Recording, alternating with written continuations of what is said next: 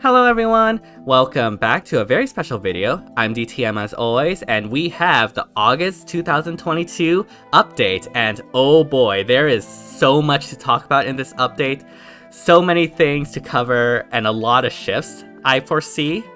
So yeah, definitely want to get right into that. But before we do, be sure to like, subscribe, hit the bell, all that jazz to help support the channel. Only takes 5 seconds to subscribe, but it truly does help out this channel a lot. I really do appreciate all the constant support.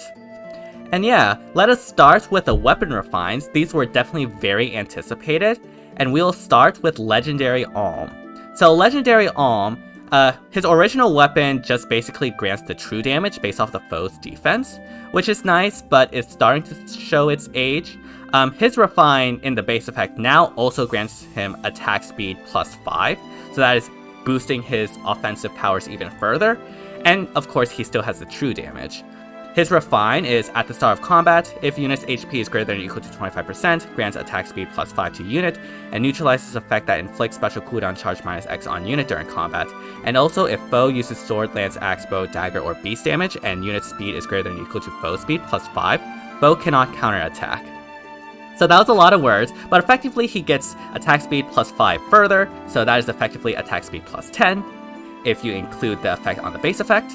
And the offensive half of tempo. So his Lunar Flash 2 will always be procced essentially on the second hit, as long as Lunar Flash is reduced cooldown by 1, which you can basically do every turn because he does now come with Times Pulse as part of his remix. And yeah, because of that, that proc cannot get hindered by guard effects or anything like that. And obviously the Wind Sweep effect is extremely strong, and being able to consistently prevent enemies from counterattacking and potentially taking out Alm before he gets that special to get procced. And yeah, obviously Alm did get the Lunar Flash 2, which in addition to the base effect, also now has Deadeye, which obviously just allows him to ignore all the damage reduction that's currently out there. And yeah, he is super strong. I think the only thing that would make it stronger is if he had half of NFU in his weapon, then you could run like Water Sweep on his B and be able to effectively have Fire Sweep. But regardless, he does come with NFU in his weapon, so he should be able to consistently double so long as he does outspeed. And yeah, if he does, that unit is basically dead, right? Because there's nothing stopping Lunar Flash from getting procced if you can't counterattack or just avoid that double. And yeah, there's not a lot of units that can survive that. Like Hardy Fighter Brave Hectors probably don't survive this at all. So definitely very strong. I personally still think in Arena specifically, Claude and Legendary Nana are probably the better Earth legendaries just due to the nature of that mode. But I believe Alm can definitely be top tier in something like Summoner's Duels, where there's so many Hardy Fighter save armors that Alm just cuts through. And yeah, it's actually amazing how busted this is. Really, really nice. But yeah, the next refine we have is Naga. And Naga's original weapon was honestly sort of basic. It basically just grants stats based on the number of dragon allies and allies that have effective against dragon bonuses, which is obviously not really that great. Like, Naga herself is not that great of a defensive unit.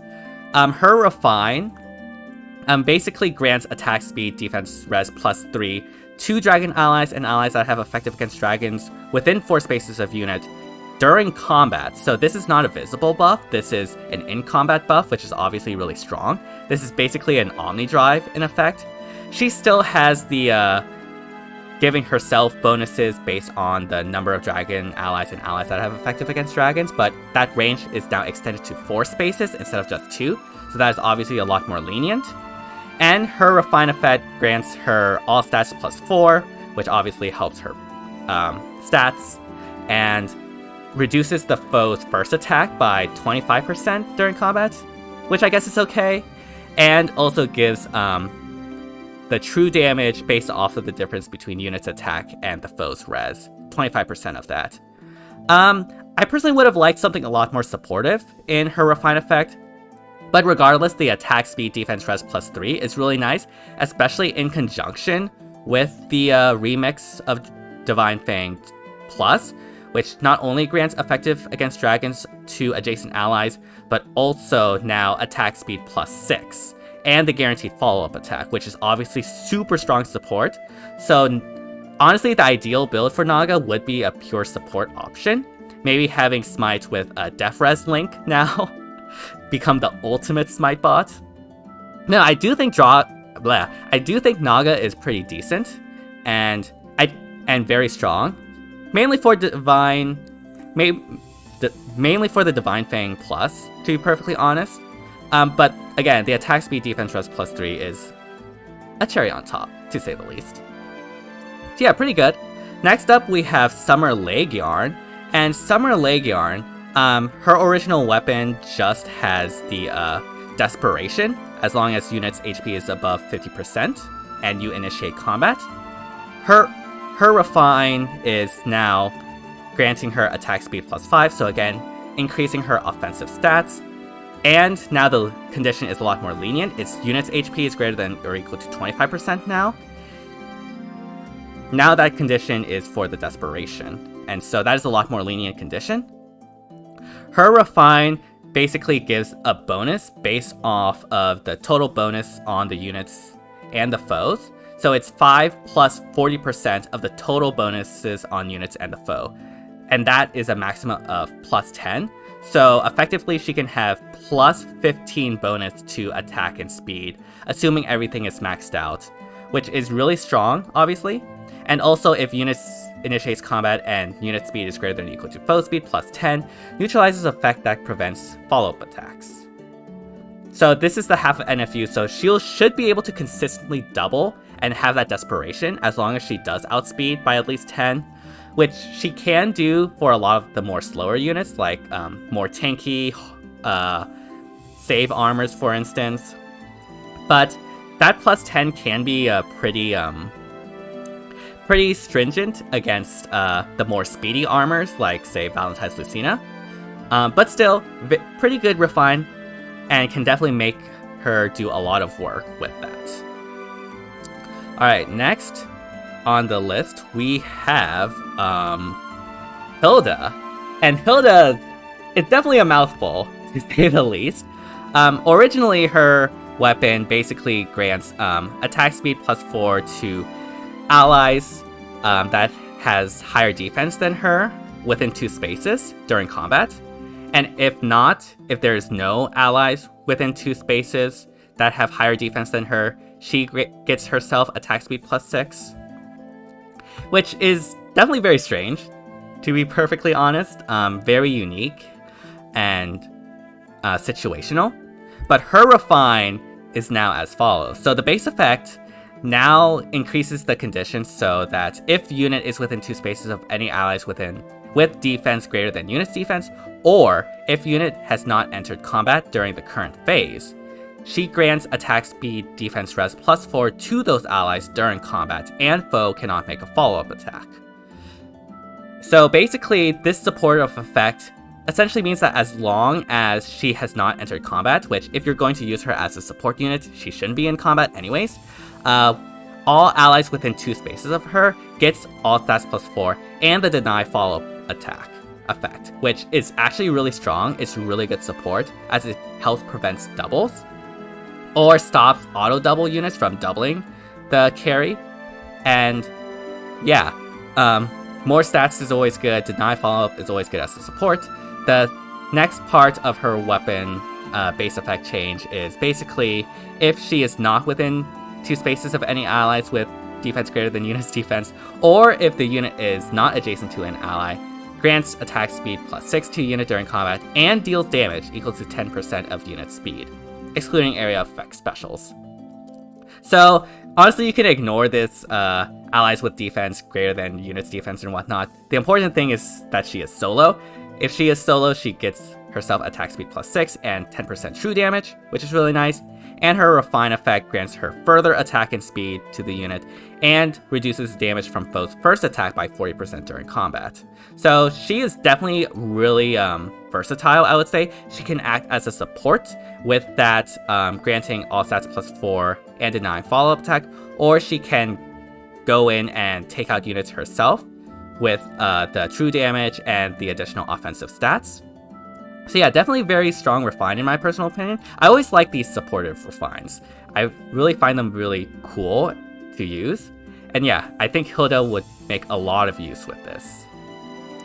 And next we have the Lion King himself. His refine, well, his original weapon was honestly not that great. It basically just grants all stats +4, along with like the armored beast effect, which is distant counter. Distant counter is nice, but obviously Fallen Edelgard has a lot more. But his refine definitely brings that up to par. Now it is if foe initiates combat or foe's HP greater than or equal to 75%, so no longer strictly enemy phase. He gets all stats +4. And if foe initiates combat, reduces damage from area effect specials and foes' follow-up attacks by 70%. So this is really huge because obviously AoEs are extremely common in Summoner's Duels right now, and being able to reduce that by 70% just greatly increases his survivability. Now, unfortunately, his damage reduction in combat is only on the follow-up attacks, so the same as a Brave Edelgard, for instance. So the second hit of the Brave attack, assuming you're running Hardy Fighter, of course, will not get damage reduced at all, which definitely leaves him very vulnerable. Obviously, this is just the base effect, and he still maintains the DC in the transformation effect.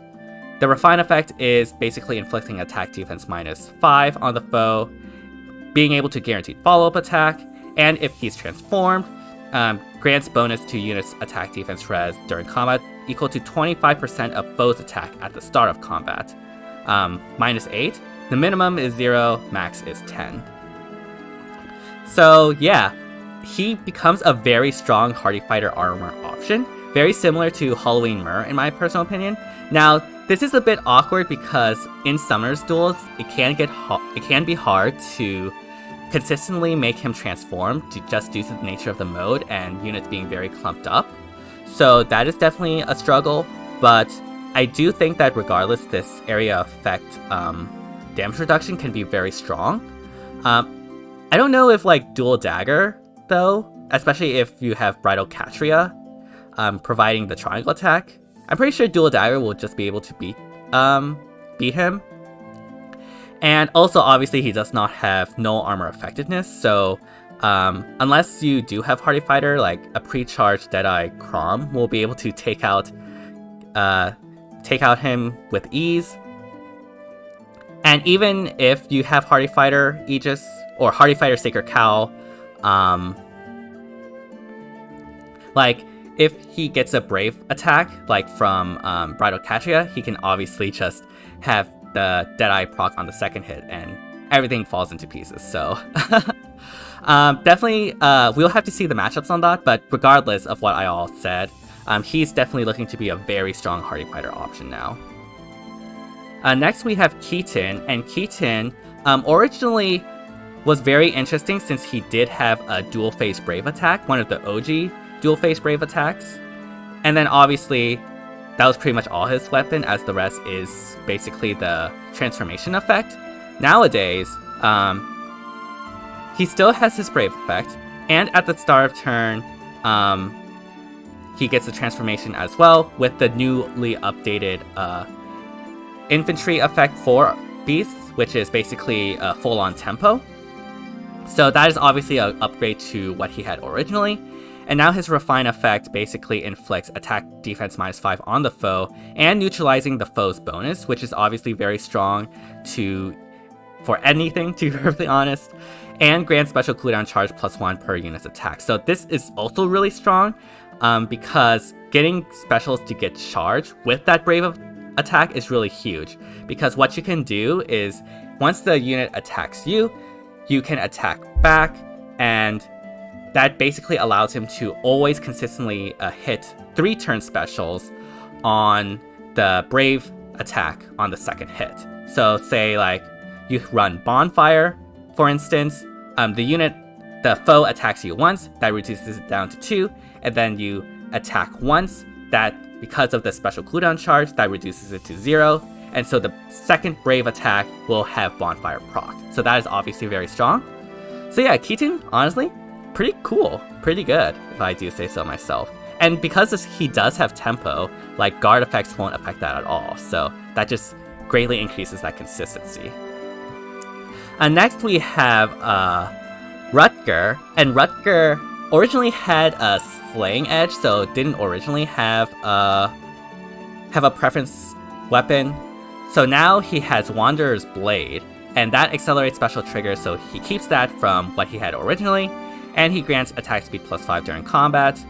And if unit speed is greater than foe speed, he grants special cooldown charge +1 per attack. So this is not like Flashing Blade, since it counts for both his own and the foe's attack, if I'm reading this correctly. So that is pretty nice to consistently get those specials. His Refine effect at the start of combat, if unit's HP is greater than or equal to 25%, grants attack speed +5 to unit during combat, and also he gets Spurn. So yeah, effectively he gets attack speed +10, special cooldown charge +1, and Spurn. That is pretty nice, I guess, but honestly, he is a Red Sword Infantry, so this is sort of, I don't think this will make a splash by any means. Obviously though, he is very accessible, being a Grail unit, I believe. Yes, being a Grail unit. So obviously you can easily merge him up. Yanfei does exist though, so it can be hard to justify that, but I think Rutger is going to be a decent option at the very least. So yeah, those are the refines of this batch. Definitely very spicy. My personal favorites is Legendary Alm.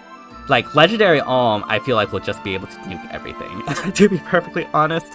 Like, I don't know what would stop him. Like, that is just so strong. I know Oblivion Knight is definitely going to be doing a showcase for him, so definitely be on the lookout for that. And yeah, that's not all the update has, of course. Obviously, because of the notification, we now learned, apparently, we have Distant Counter as a Sacred Seal. Now, this is restricted to Dragon units, but this is just Distant Counter straight up. As we can see, thanks to a Hertz Devil for the data mine, the skill effect is the same as any other Distant Counter, so no penalties or anything like that. And yeah, also, we confirmed that it is also 300 SP. And yeah, that is honestly absolutely ridiculous. We are entering the Dragon meta. Also, the new Chill skill is 300 SP, that has been confirmed. So with this and the new Dragon 300 SP seal, that basically bumps up most dragons up 2 bins, right? So to understand this, we have Ascended Idun here, and Ascended Idun originally scores 195 BST without those additional skills or seals, so that would be what she would score normally. But the thing about scoring is that it's not just about BST, it's also about how much SP you have. And in order to go up a bin, you have to go up by an additional 100. So even though you have like 80 here, it's still only like 23, not 24 or 25, so you don't get extra score from this 80. But, as you know, with the new 300B skill, and the new 300S skill, that increases the SP by 120 SP. And so that increases this from 2380 to 2500. So Ascended Idun here effectively jumps up 2 bins and now scores 205, which is absolutely insane. It's what Crom will score once he gets a 300 SP B skill as well. So Ascended Idun now scores the same as Crom with the 300 SP skill on the B. And yeah, that is honestly super ridiculous, being able to jump up 2 bins. And it gets even better because like Myr is a legendary, right? And she will also be able to move up 2 bins. This will become 300, this will become 300, so this will become 2500. And so Myr will now score 200 BST in the 200 BST bin, the same as Dual Crom now currently. And what's even more is that units like Noe, for instance, or any other dragon, also benefits from this if you manage to get a 300 SP B skill. If you do that, Noe will again have the SP to 2500, and so she goes from scoring 180, thanks to the B-Dual Infantry 4, to 190. And so yeah, all dragons effectively has a huge BST bump. And so yeah, Arena is turning into the dragon meta right now. I will say that it is going to be funny that Noe's optimal build for Arena will be running the new distant counter seal when she already has distant counter in her weapon. Just a funny thought. And yeah, we also have the new stats, although we've mainly seen this from the trailer. It's as we expected, very offensive stats as before. And yeah, I didn't really react to this because I was sort of busy yesterday as of the time of recording. But honestly, these new units are definitely very interesting, to say the least. I'm not entirely sure how effective these new Canto effects are, to be perfectly honest. Like, Canto unit 3x3 just seems like a worse Canto 2 in most scenarios. But obviously, Cath having the true damage and being able to inflict the penalty on foe based off of the current bonuses on each of the foe's stats is pretty nice. But obviously, like, I don't think Cath is the star by any means. Leila is very interesting.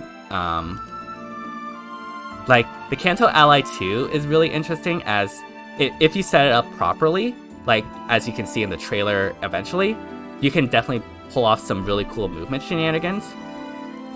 And obviously, having Fire Sweep as long as you outspeed is really nice as well. And of course, everyone's freaking out about the Defense Res Smoke 3 giving out Pathfinder. I'm personally, I'm more of a wait and see sort of person when it comes to this skill.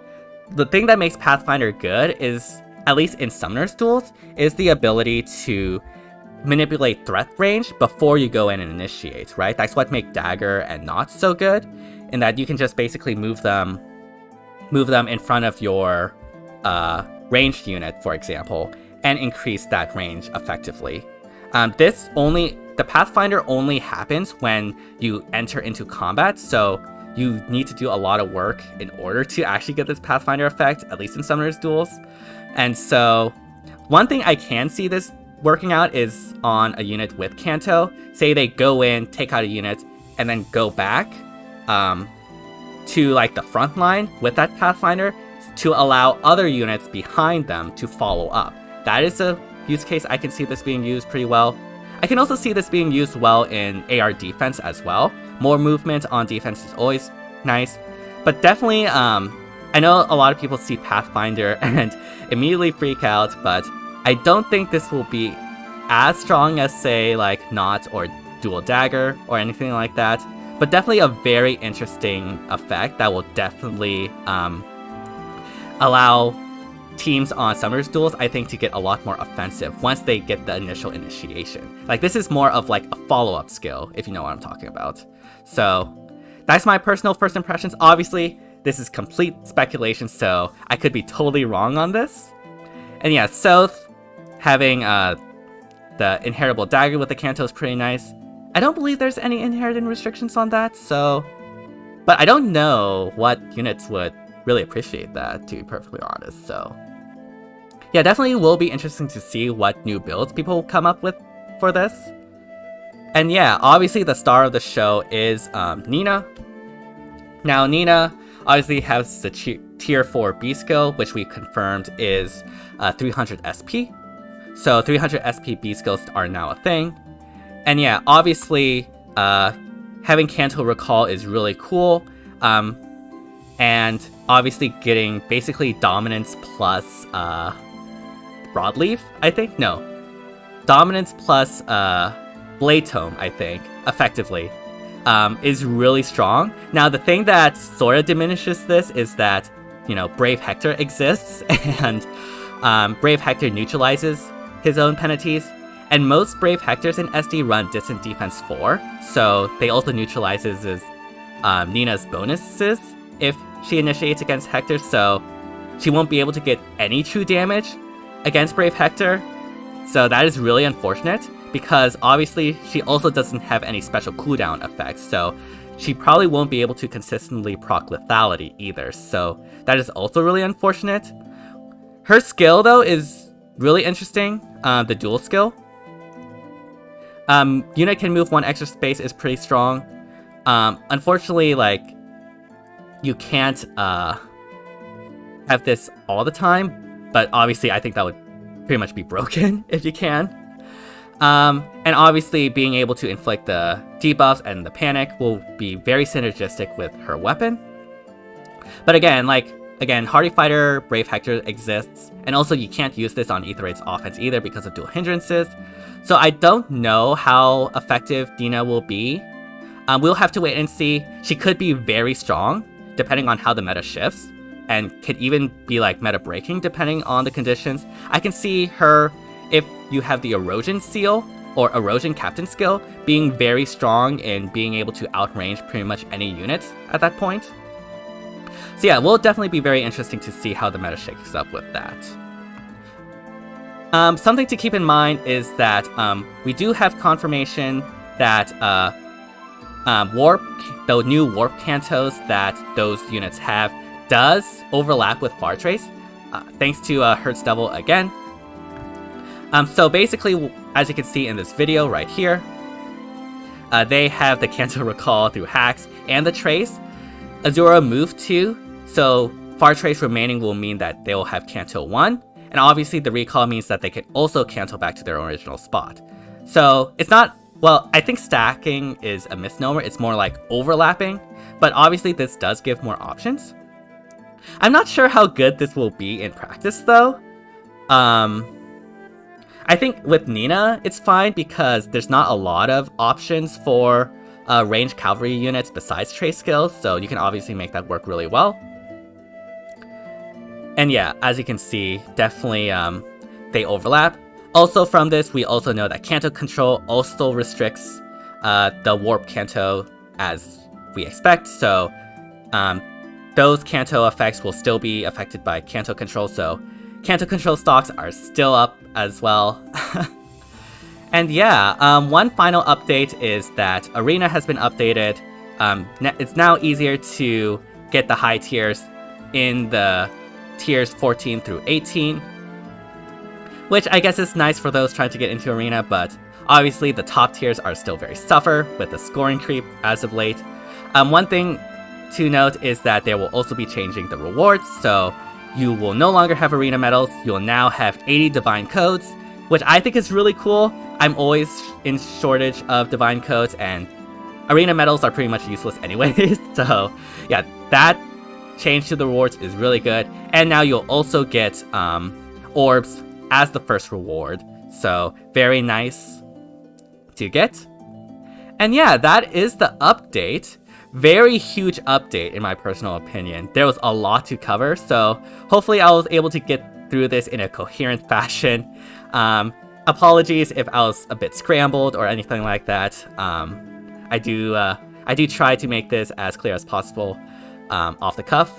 But yeah, very cool refines, very cool new skills and new seals, and definitely has a lot of implications for the future of the meta, in my personal opinion.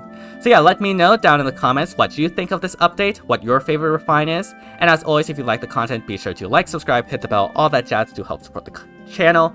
Only takes 5 seconds to subscribe, but it truly does help out this channel a lot. I really do appreciate all the constant support. And yeah, thank you all so much for watching, and see you all next time.